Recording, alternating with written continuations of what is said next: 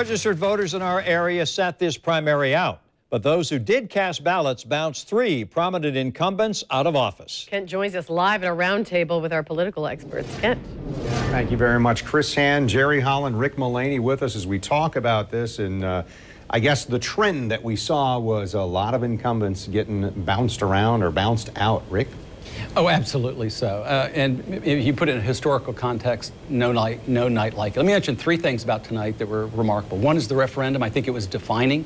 We've had 4 defining referendums in our history, from consolidation to tolls to better jacks. Tonight's will go down in history as a defining referendum. In Congress, this is the biggest change with an incumbent losing and another incumbent stepping down, or Crenshaw not running again. The biggest change in over half a century. And in our criminal justice system, 2 incumbents losing, a big sea change coming in January in the state attorney's office and the public defender's office. Yeah, Jerry, this is really one of those historic nights. It's a primary night, but so much has changed even before we get to November's election. And as we talked about these races, the margins of victory is what's amazing as you go down the line. Now, obviously for Judge Holsey, that's not a margin that's close. It's within 0.5%. So obviously he wished there was more, and there'll be a recount there. But this was for politics and watching politics, this was probably one of the most interesting elections that I've seen in a long time, especially for a primary. Yeah, so let's talk a little bit, Chris, about some of those margins.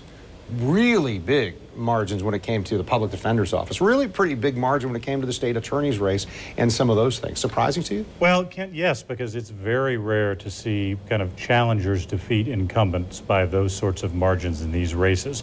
But there were a lot of factors that went into it. The challengers in those 2 races ran extremely strong campaigns. They defined the race early. They got their message out. And in each case, they were running against incumbents that had some vulnerabilities. Even despite those things, you don't expect to see those sorts of margins.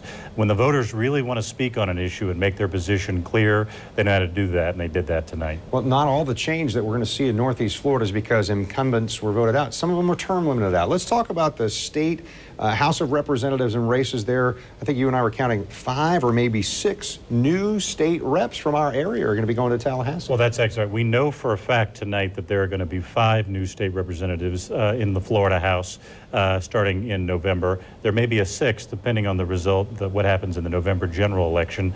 That's a huge change in our legislative delegation, and of course it means that Jacksonville's going to be very reliant on its 2 experienced senators, Aaron Bean and Audrey Gibson, as those new members of the House of Representatives learn the ropes in Tallahassee and get up to speed. Yeah, maybe count Fleming Island's Rob Bradley as well. Somebody with experience and how you're mentioning the state reps kind of lean that way for their experience. Jerry, as we talk about this, we've talked about turnout, and disappointing to you at all? Because it's a lower number than we saw projected, but it's a higher number than we've seen in the past. It is 50% higher than it was 4 years ago. Low as you look at elections, but again, higher than the state average. So again, hitting almost 30% for Duval County, as low as it seems, is really a high number for Duval County.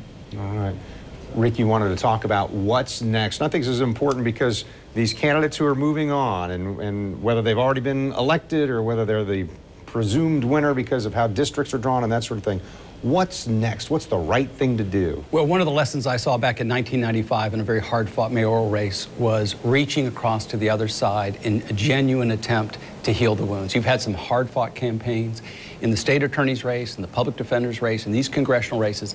I think job number 1 is to reach out in friendship to the other side and to heal that. There's time to put your team together, time to identify talent, build relationships throughout the community. But I think as you look forward, what is the next step? I think the first step is to extend your hand in friendship and in a sincere effort. That includes not only the candidates, but their supporters. And take what has been a divisive, contentious campaigns throughout the county and bring it back.